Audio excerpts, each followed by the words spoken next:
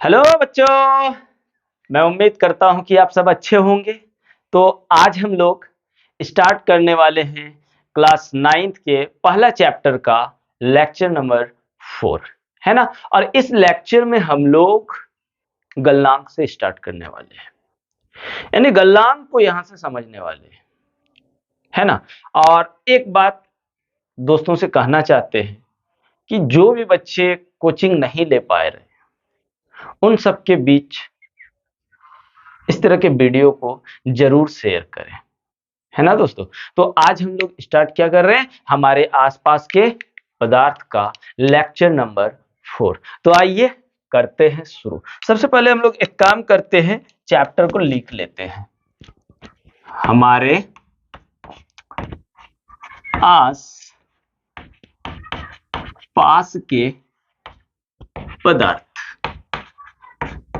Matter in our surrounding।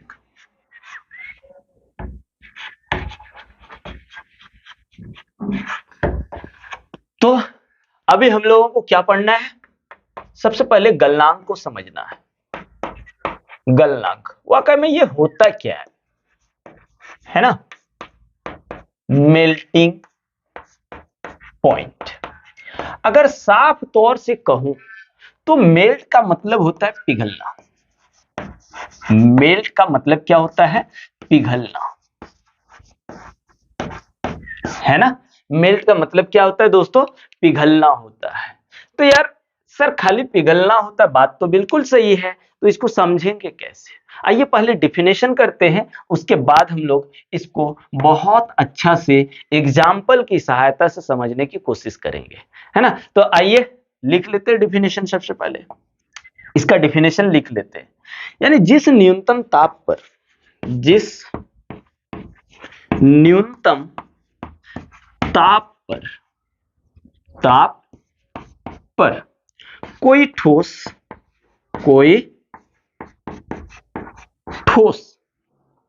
है ना, द्रव में बदल जाता है, उसे उस पदार्थ का गलनांक कहा जाता है। गलनांक कहा जाता है, ठीक है दोस्तों। क्या कहते हैं उसको, उस पदार्थ का गलनांक कहा जाता है। देख लीजिए पिघल रहा है ना, कोई ठोस किस में चेंज हो रहा है, कोई ठोस द्रव में बदल जाता है, उसको हम लोग क्या कहते हैं, गलनांक कहते हैं। लेकिन सर इसको थोड़ा सा एग्जांपल से हम लोग, आइए भाइयों समझने की कोशिश करते हैं। मान के चलिए, जैसे मान के चलिए ये एक ग्लास है, क्या है, एक ग्लास है, यहां पे कोई ठोस है, क्या है दोस्तों, कोई ठोस है। अब हमने इसमें क्या किया, एनर्जी दिया, टेम्परेचर को दिया, किसको दिया, टेम्परेचर दिया। बोल सर कितना टेम्परेचर दिए, अगर बर्फ है तो 273 केल्विन पर ही ये पिघलना शुरू हो जाता है। तो यहां पे जैसे ही हमने इसको क्या किया, टेम्परेचर दिया अर्थात एनर्जी दिया, या फिर हम लोग इसमें उष्मा दिया, तो ये किस में चेंज हो जाता है, ये याद रखना, द्रव में चेंज हो जाता है ना। किस में चेंज हो जाता है, द्रव में चेंज हो जाता है। और किसी ठोस के जिस तापमान पर द्रव बन जाना ही क्या कहलाता है, गलनांक कहलाता है। तो यहां से एक चीज समझ में आ रहा है मेरे भाई लोग, कि ये ठोस है ना, ये ठोस किस में चेंज हो रहा है, द्रव में। यानी इसमें हम लोग क्या करें, गल कौन रहा है, पिघल कौन रहा है, ठोस पिघल रहा है ना, ठोस पिघल रहा है। कौन पिघल रहा है, ठोस। इसका मतलब इसमें दूसरी बात एक चीज और याद रखना, यानी ठोसों का गलनांक होता है। किसका गलनांक होता है दोस्तों, ठोसों का, क्योंकि ठोस ही गल रहा है ना। ठोसों का गलनांक होता है। किसका गलनांक होता है भाई, ठोसों का गलनांक होता है, क्योंकि गलने का काम ठोस करता है। पानी गलेगा क्या, पानी नहीं गलेगा। यहां पे अगर हमने घी रख दिया तो घी में टेम्परेचर देंगे तो वो गल करके द्रव में बदल जाएगा। अगर बर्फ रख देंगे तो बर्फ गलकर किस में चेंज हो जाएगा, द्रव में चेंज हो जाएगा, पानी में चेंज हो जाएगा, है ना। और इसी प्रोसेस को हम लोग क्या कहते हैं, इसमें जो टेम्परेचर लगता है और द्रव में बदलने की प्रक्रिया को ही हम लोग क्या कहते हैं, गलनांक कहते हैं। अब बात यह है कि देखिए एक यहां पे आइए और एक चीज अपन बता रहे हैं कि मान लीजिए कि इसमें हमने क्या किया, एक में बर्फ रखा हुआ है, क्या रखा हुआ है दोस्तों, बर्फ रखा हुआ है, और एक हमने इसमें मक्खन रख दिया या घी रख दिया, चलिए घी रख दिया, ठीक है ना। अब हम देख रहे हैं इसमें टेम्परेचर डाले, कितना मान के चलिए 273 केल्विन डाल दिए। अब हम भी इसमें बोलेंगे कि 273 केल्विन डाल दे रहे हैं, कितना डाल दे रहे हैं, 273 केल्विन डाल दे रहे हैं। तो इसको जब इसमें जब 273 डाले तो ये बर्फ किसमें चेंज हो गया, द्रव में चेंज हो गया। अब इसमें 273 डाल रहे हैं तो ये घी कुछ नहीं हो रहा है, और ये क्या हो रहा है, और जम जा रहा है। इसका मतलब इसमें टेम्परेचर को क्या करना है, इंक्रीज करना है। जैसे ही आप टेम्परेचर को इंक्रीज करना शुरू कर देंगे, जैसे ही टेम्परेचर को इंक्रीज करना शुरू कर देंगे, तब जाके ये किस में चेंज होगा, द्रव में चेंज हो रहा है। इसका कारण क्या है कि ये इतना जल्दी से इतना कम टेम्परेचर में क्या हो रहा है, द्रव में चेंज हो जा रहा है, और इसमें ज्यादा टेम्परेचर दे रहे हैं तब जाके इसमें क्या हो रहा है, द्रव हो जा रहा है। तो इसका मेन कारण क्या है, आकर्षण बल। इसके कण जो होते हैं ना, एक दूसरे के साथ बहुत ज्यादा आकर्षित होते हैं, सटे हुए होते हैं, और इसके कण जो है ना, इसके कणों के बीच उतना आकर्षण बल नहीं होता है। तो मेन कारण क्या है, आकर्षण बल। तो इससे और एक पॉइंट निकल जा रहा है यहां पे कि गलनांक जो होता है ना, गलनांक, गलनांक ठोस के कणों के बीच के आकर्षण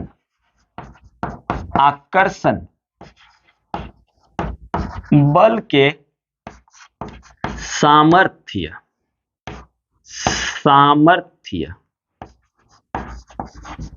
को दर्शाता है।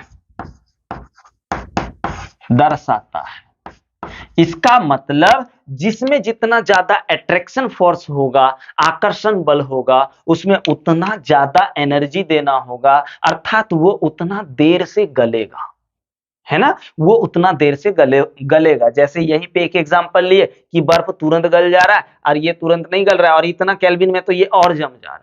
मतलब इसमें उष्मा भी ज्यादा देना पड़ रहा है। उष्मा ज्यादा देने का कारण क्या है, ताकि इसके कण गतिशील हो। इतना में तो इसका कण गतिशील नहीं हो पा रहा है, जबकि इसका कण इतने ही केल्विन में गतिशील हो जा रहा है। तो आइए सबसे पहले समझते हैं कि बर्फ जो होता है, बर्फ का गलनांक कितना होता है, बर्फ का गलनांक कितना होता है। तो इसको आप लोग थोड़ा सा याद रख लीजिएगा कि बर्फ जो होता है ना, बर्फ का गलनांक, बर्फ का गलनांक 273.15 केल्विन होता है, केल्विन होता है। तो सर ये 1.5, देखो भाई आप देखेंगे कि 1.5 नहीं लिखा हुआ रहेगा, आपका डायरेक्ट क्या लिखा रहेगा, 273 केल्विन। यानी हम लोग ऐसा क्यों लिखते हैं, तो याद रखना सुविधा के लिए, किसके लिए, सुविधा के लिए 273.15 केल्विन को 273 केल्विन लिखा जाता है। कितना लिखा जाता है, 273 केल्विन लिखा जाता है ना भाई, कितना, 273 केल्विन। ये किसके लिए, सुविधा के लिए किया गया है। और बर्फ का गलनांक कितना कह रहा है, 273.15, यानी बर्फ 0 डिग्री, अभी 0 डिग्री नहीं समझ में आएगा, बर्फ जो होता है 273 केल्विन पर ही क्या होता है, पिघलने लगता है। जबकि 0 डिग्री तापमान पर, यानी 273 तापमान पर ये घी जो था ना, घी और थोड़ा सा जम रहा था, है ना, बहुत ज्यादा ठंड होता है 0 डिग्री सेल्सियस पर। तो बात ये है कि सर आप 0 डिग्री हर बार बोल रहे हैं, इसका मतलब आप क्या बोल रहे हैं? तो देखिए भैया, 273 केल्विन जो होता है ना, अगर आप डिग्री सेल्सियस में देखेंगे तो उसका वैल्यू 0 डिग्री सेल्सियस होता है। कितना होता है? 0 डिग्री सेल्सियस होता है। यानी 273 को अगर 273 केल्विन को 0 सेल्सियस में देखें तो 0, और यदि फ़ारेनहाइट में देखें तो फ़ारेनहाइट में आपका 32 डिग्री फ़ारेनहाइट होता है भाई। कितना होता है? 32 डिग्री फ़ारेनहाइट। तो देखिए जगह तो नहीं बच पा रहा है, अब थोड़ा सा इसका स्क्रीनशॉट ले लीजिए, फिर हम लोग समझते हैं क्वथनांक कि वाकई में क्वथनांक क्या होता है। ले लीजिए।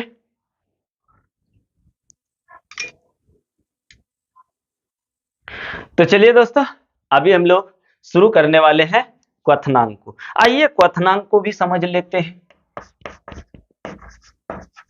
क्वथनांक, इसको हम लोग बॉइलिंग पॉइंट कहते हैं। बॉइलिंग पॉइंट,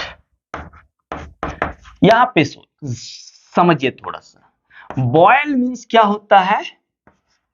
बॉयल मीन्स उबलना होता है। क्या? उबलना।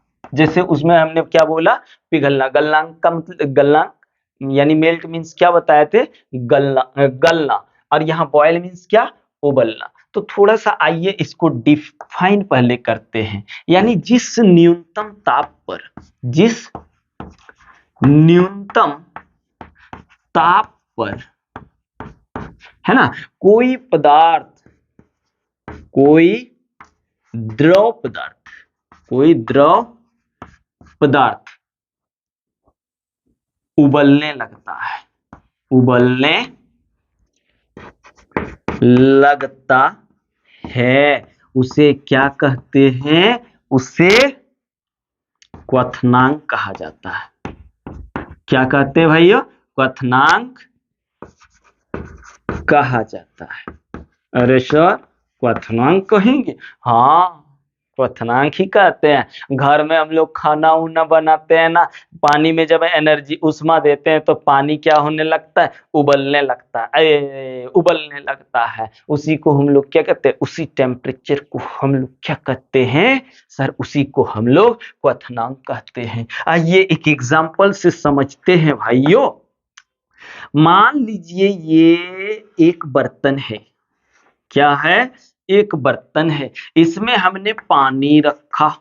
अब बर्तन में बोल सर पानी रख देंगे तो उबलने लगेगा क्या? नहीं भैया, कैसे उबलेगा? अपने मन से उसको उबालना पड़ेगा। क्या करना पड़ेगा? उबालना पड़ेगा। तो आइए पहले हम लोग क्या करेंगे?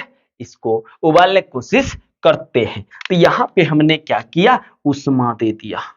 क्या? उष्मा दिया। इसमें उष्मा जैसे ही देना शुरू हो गया, ये खदखदाने लगा। खदखदाने समझते हो ना? मतलब उबलने लगा, डुबका डुबकी करने लगा, ऐसे ऐसे ऐसे ऐसे ऐसे ऐसे करने लगा। और यहाँ पे देखिए, जब ये द्रव था ना, पानी क्या होता है? द्रव, है ना। और ये जब उबलने लगा, यानी द्रव से, यानी पानी जब उबलने लगा ना, क्या कैसे उबलने लगा भैया? उष्मा दिए तब, है ना। इसी प्रक्रिया को हम लोग क्या कहते हैं? इसी प्रक्रिया को हम लोग क्वथनांक कहते हैं। अर्थात इसी टेम्परेचर को, इसी बॉइलिंग पॉइंट को हम लोग क्या कहते हैं? क्वथनांक कहते हैं। यानी यहाँ पे ये उबलने लगा। क्या होने लगा? उबलने लगा।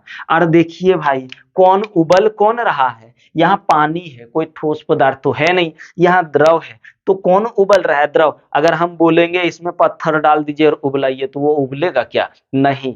ठोस, इसका मतलब ये है कि क्वथनांक में ठोस पदार्थ नहीं होता है, बल्कि कौन होता है? द्रव पदार्थ होता है। यानी द्रव पदार्थ में ही उबलने का गुण होता है। इसका मतलब यहाँ पे हम लोगों को और एक चीज समझ में आया।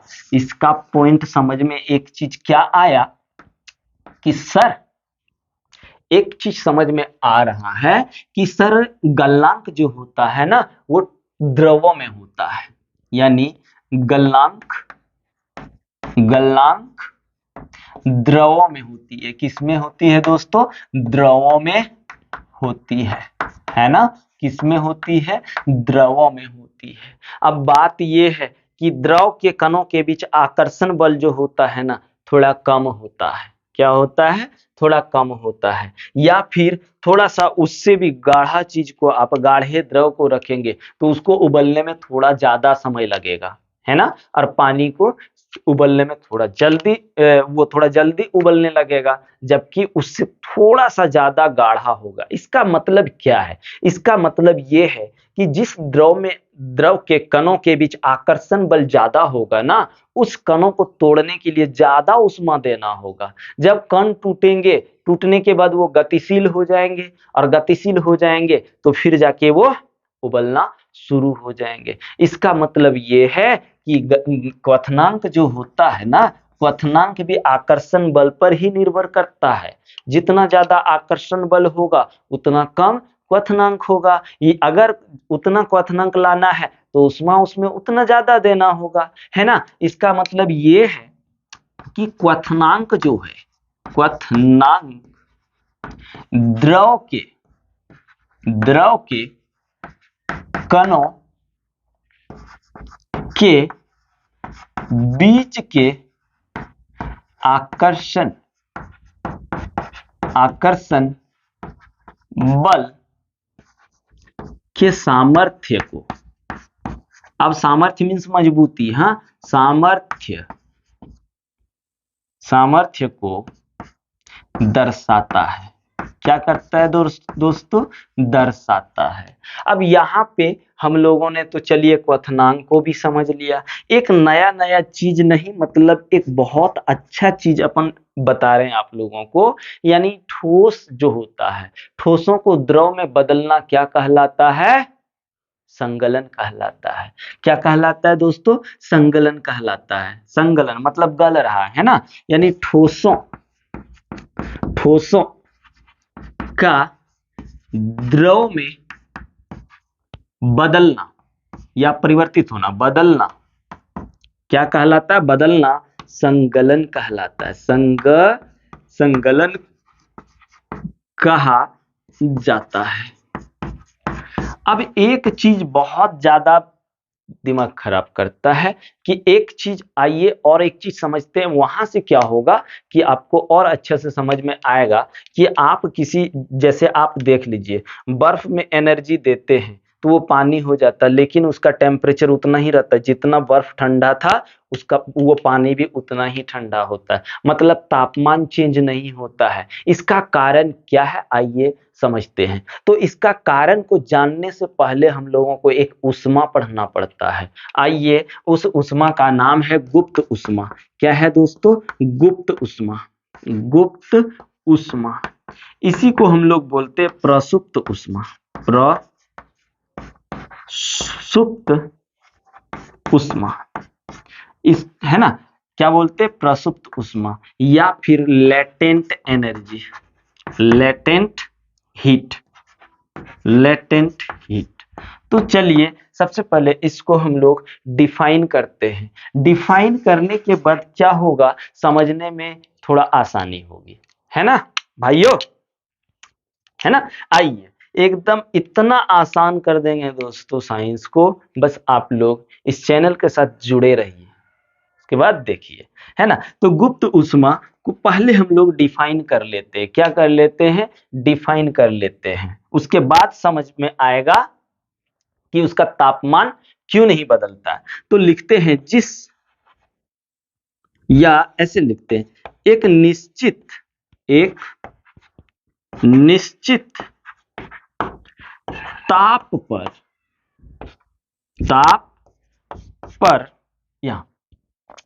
पर किसी पदार्थ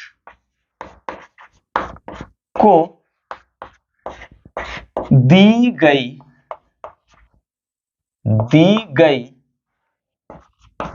ऊष्मा की वह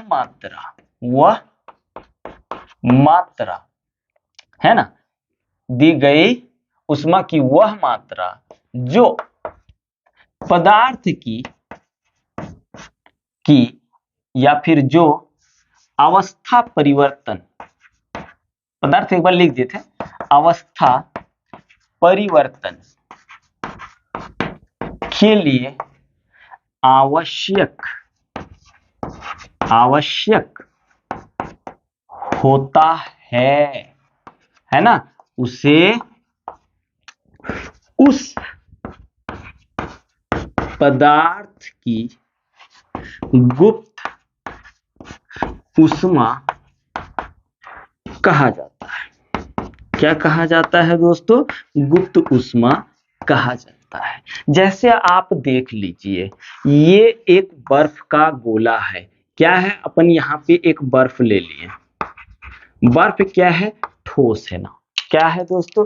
ठोस है। तो बर्फ को पानी में बदलने के लिए, जल में बदलने के लिए इसका टेम्परेचर मान लो 273 केल्विन पर, केल्विन है। इसका टेम्परेचर कितना है? अभी मान के चलिए 273 केल्विन है।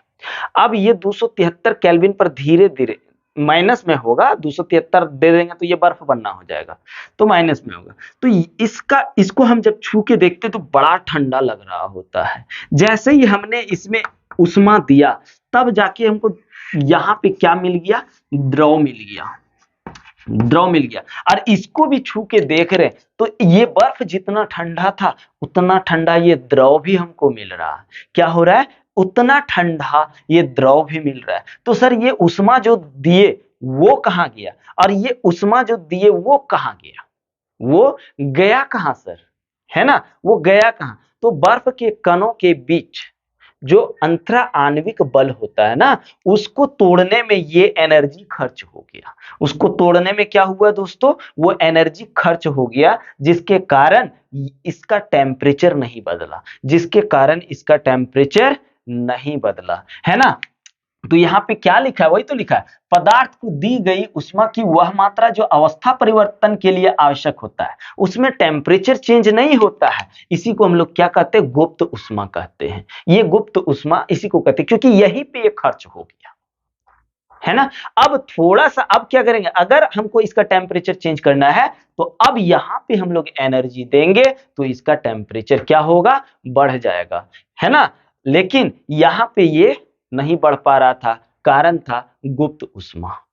ठीक है दोस्तों, यहां तक मेरे ख्याल से आप सभी भाइयों को और दीदियों को समझ में जरूर आया होगा। तो चलिए अब हम लोग पढ़ने वाले हैं कन्वर्जन ऑफ टेम्परेचर, यानी तापमान परिवर्तन। तब तक इसका स्क्रीनशॉट ले लीजिए।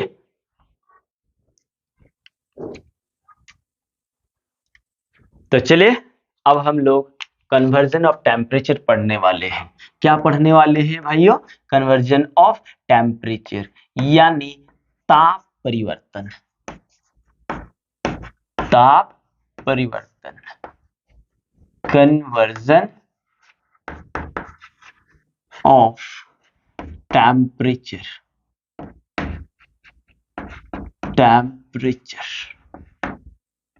ठीक है। आइए इसको समझते हैं प्यार के साथ, है ना।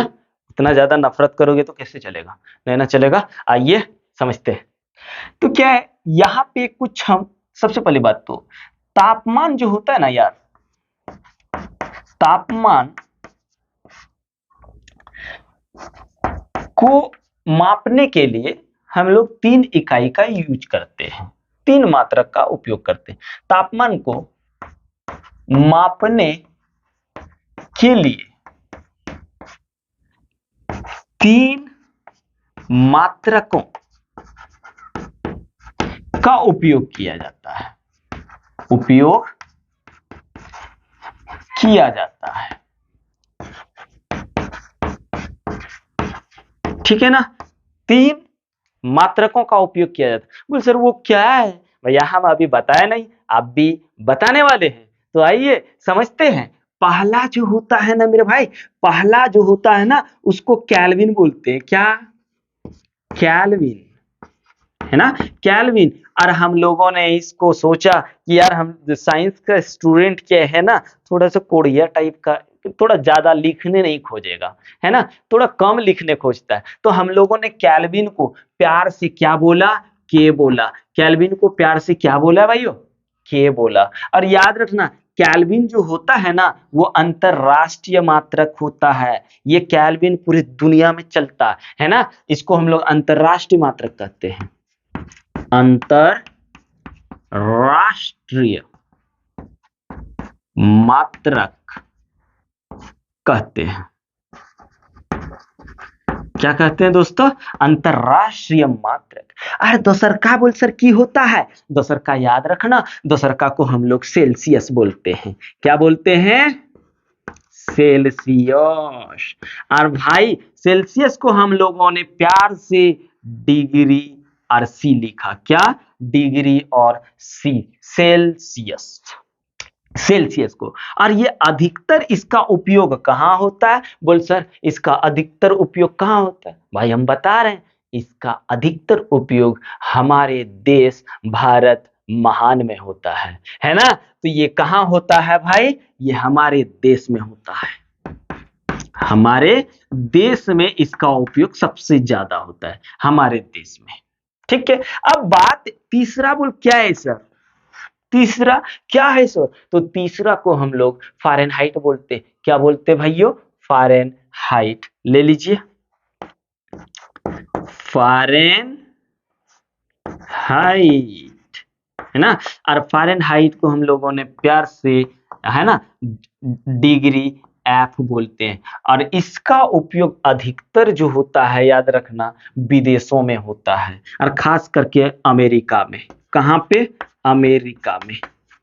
खास करके सबसे ज्यादा कहाँ? अमेरिका में, फ़ारेनहाइट का। तो आइए इन सब के बीच हम लोग संबंध को देखना चाहते हैं। क्या? संबंध, है ना? संबंध, जिसको हम लोग बोलते रिलेशन। रिलेशन बोलते, हाँ रिलेशन बोलते हैं। क्या बोलते हैं भाइयों? रिलेशन बोलते हैं। तो एक चीज याद रखो, टेम्परेचर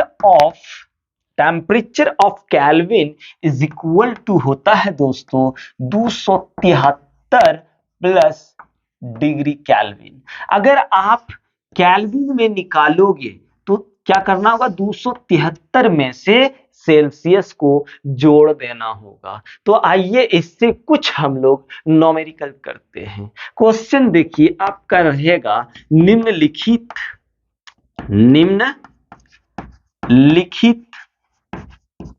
को कैल्विन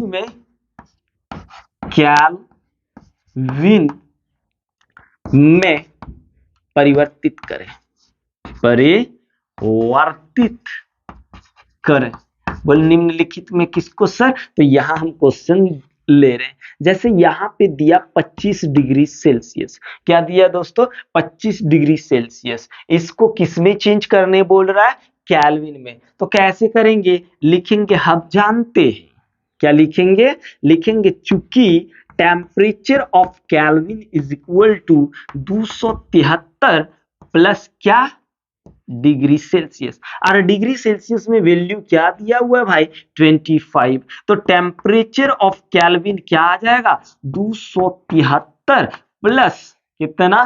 25। जोड़ कर दो भैया। अभी देखो हम लोग केमिस्ट्री में मैथ पढ़ना शुरू करती है, अभी पढ़िएगा, बहुत सारा मैथ पढ़ोगे अभी, है ना? तो चलिए जोड़ दीजिए, 5 3 8 हो गया, 7 और 2 9 हो गया, और इधर 2, इतना कैल्विन हुआ। देख लीजिए टेम्परेचर ऑफ कैल्विन निकल गया ना जी। और एक एग्जांपल ले लूं तो थोड़ा और अच्छा से समझ में आ जाएगा। इसी तरह से हम लोग क्या करेंगे? सबको चेंज करने की कोशिश करेंगे, है ना?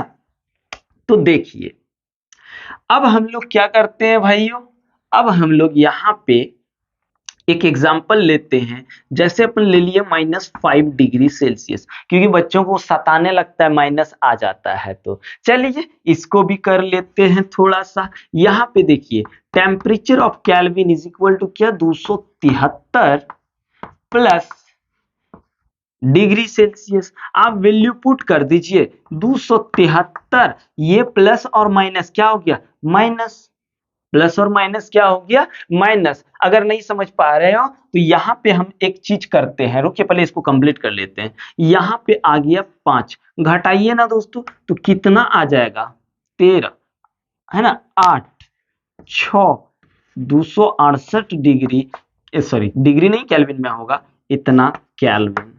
ये हम लोगों का केल्विन में चेंज हो गया। अब एक क्वेश्चन दोस्तों आप लोगों को अपन दे रहे हैं, आप लोग जरूर कमेंट करके बोलिएगा कि सर इसका आंसर इतना आया। तो देख लीजिए, हम एक क्वेश्चन आप लोगों को दे रहे हैं, कितना दे रहे हैं, बोल सर -22.73 डिग्री सेल्सियस। ये आप लोग सॉल्व करोगे किसमें, केल्विन में।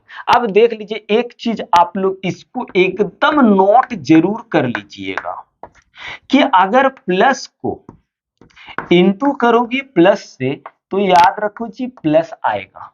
क्या आएगा, प्लस आएगा। उसके बाद अगर आप प्लस को इंटू करोगे माइनस से तो माइनस आएगा। सर माइनस को इंटू करें माइनस से तो क्या होगा, साइन चेंज हो जाएगा प्लस। और सर माइनस को अगर हम प्लस से इंटू करें तो क्या होगा, बोल सर इसमें भी माइनस होगा। इतना थोड़ा सा याद रखना। और एक चीज बोल सर जब जोड़ घटा करते हैं तो किसी में देखते हैं माइनस आ जाता है। एक चीज लिख लीजिए यहाँ भाइयों कि यदि जोड़ या घटाव करें तो बड़ी संख्या में जिस चीज मीन्स क्या, प्लस या माइनस, जिस चीज का साइन हो उसे उत्पाद में लिखा जाता है, यानी बराबर के बाद लिखा जाता है उसे, है ना, हाँ उत्पाद ही लिख देते हैं, उसे उत्पाद में लिखा जाता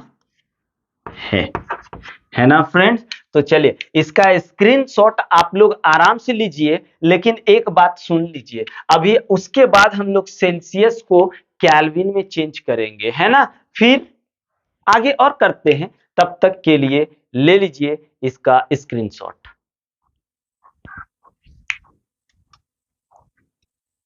तो चलिए अब हम लोग क्या करेंगे, केल्विन से सेल्सियस से केल्विन में चेंज करने की कोशिश करते हैं। आइए एकदम समझिए, पूरा अच्छे से समझिए, क्योंकि ये बहुत इंपॉर्टेंट चीज है, बहुत ज्यादा काम आने वाला चीज है। और इस वीडियो में आपको बहुत इंपॉर्टेंट फैक्ट भी बताने वाले हैं।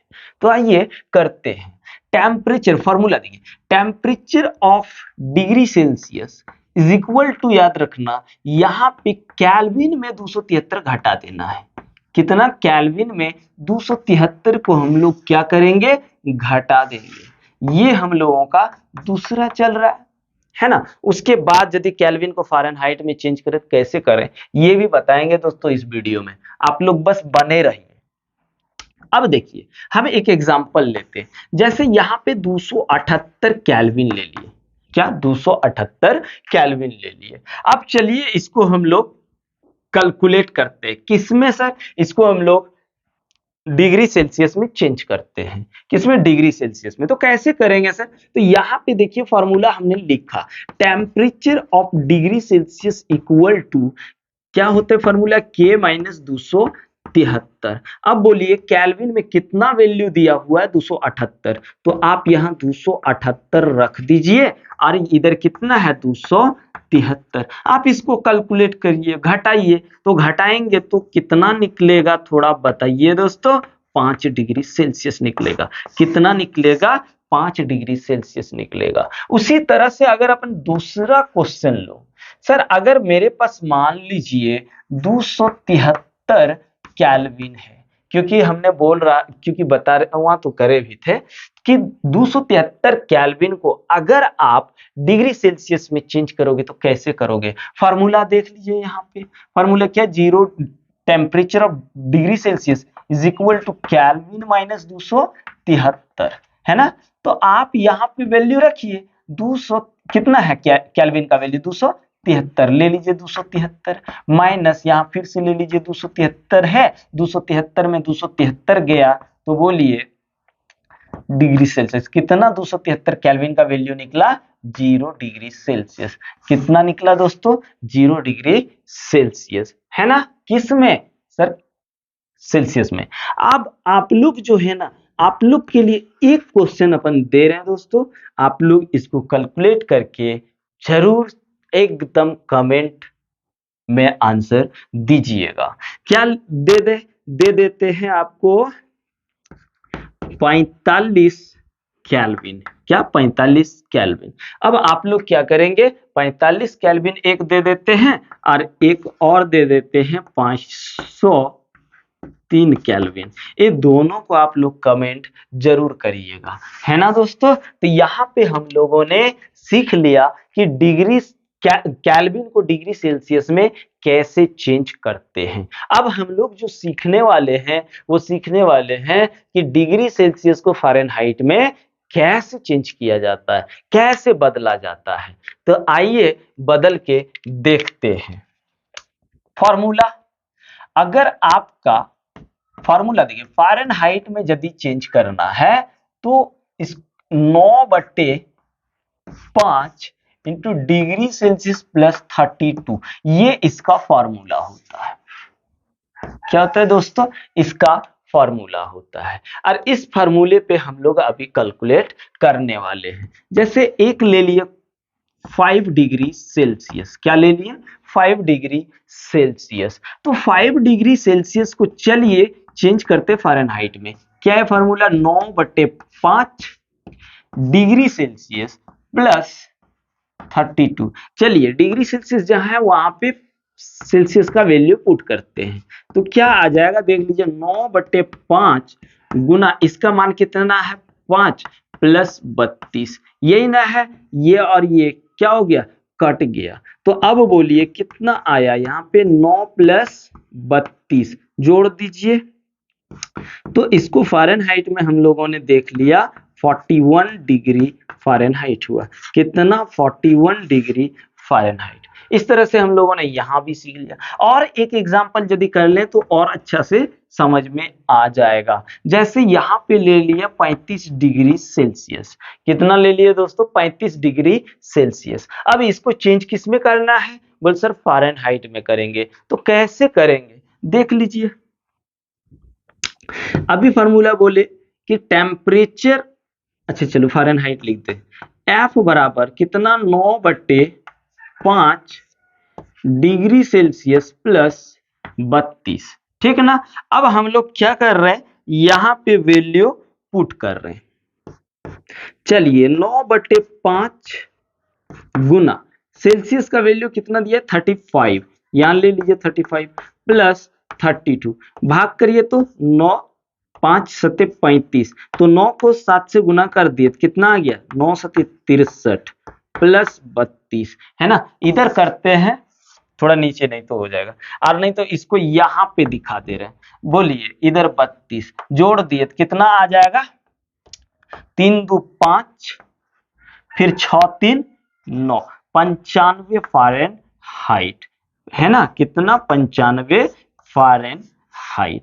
अब कुछ इंपॉर्टेंट फैक्ट है दोस्तों, इसको थोड़ा सा समझ लीजिए। लेकिन एक बात दिमाग में आ रहा होगा कि सर बताए कि केल्विन को सेल्सियस में बदल सकते हैं, सेल्सियस को फ़ारेनहाइट में बदल सकते हैं। अगर आप सेल्सियस को फ़ारेनहाइट में चेंज करेंगे तो आराम से हो जाएगा। लेकिन सर ये नहीं बताएं कि केल्विन को अगर फ़ारेनहाइट में करें तो कैसे करना होगा। तो सबसे पहले आप क्या करेंगे? केल्विन को पहले डिग्री सेल्सियस में चेंज करेंगे। डिग्री सेल्सियस में चेंज होने के बाद इस फॉर्मूला में बैठा दीजिए, आपका आराम से आ जाएगा फ़ारेनहाइट में। बस कुछ याद रखिए दोस्तों, थोड़ा सा कमरा जो रूम है ना, यानी रूम टेम्परेचर, अगर रूम की बात करूं तो कमरे का तापमान, कमरे का तापमान याद रखना कितना होता है? 25 डिग्री सेल्सियस। अगर फ़ारेनहाइट में करूं तो कितना आ जाएगा? बदल लीजिए यहाँ पे। अगर 25 5 5 25, 9 5 45 और 32 कितना हो जाएगा? 32 और 45, यहाँ 7 आया 7 77 फ़ारेनहाइट। किसमें? फ़ारेनहाइट में अगर करें तो 77 फ़ारेनहाइट। और यदि इसी को आप केल्विन में बदलना चाहोगे, किसमें? केल्विन में, तो आप क्या करेंगे? 273 में से 25 को घटा दीजिए, यानी 273 में, अभी फॉर्मूला बताए ना, बस उसी में चेंज कर दो, है ना। केल्विन में, सॉरी 273 में क्या करेंगे? केल्विन जोड़ देंगे, तो यहाँ आ गया 5 3 8, इधर 9, 298। कमरे का तापमान अगर केल्विन में बोलूं तो 298 केल्विन होता है दोस्तों। इस सब चीज थोड़ा क्या है ना, ये सब बेसिक चीज है ना, इसलिए इन सब चीजों को जानना जरूरी है। एक चीज होता है इंसान, है ना, जैसे आदमी, तो आदमी के शरीर का तापमान कितना होता है? सामान्य तापमान, है ना, आदमी के शरीर का सामान्य तापमान कितना होता है दोस्तों?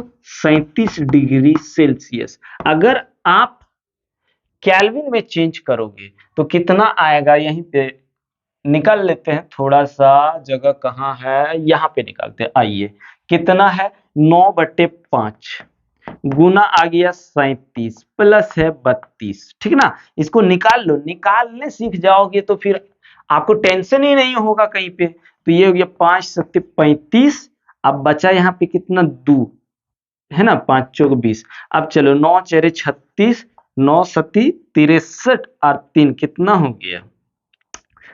66 पॉइंट इतना प्लस 32, 6 2 8 3 9 98.6 फ़ारेनहाइट। कितना हो गया दोस्तों? 98.6 फ़ारेनहाइट। अगर आपको बोले कि इसका वैल्यू केल्विन में कितना होता है, तो आप क्या करेंगे? यहां जोड़ के देख लेते हैं। 273 में से कितना जोड़ देना है? 37, है ना, तो 0 इधर हो गया 1, इधर 310 केल्विन। कितना होता है दोस्तों? 310 केल्विन। ये शरीर का है, एक सामान्य इंसान का, है ना। यानी आदमी के शरीर का सामान्य तापमान कितना होता है डिग्री सेल्सियस में? 37 डिग्री सेल्सियस। अगर फ़ारेनहाइट में देखूं तो 98.6 फ़ारेनहाइट। उसके बाद अगर केल्विन में देखूं तो 310 केल्विन। और कमरे का तापमान, ये तो कम से कम याद होना चाहिए एक 9th स्टैंडर्ड के बच्चों को। तो चलिए दोस्तों, इसका स्क्रीनशॉट ले लीजिए।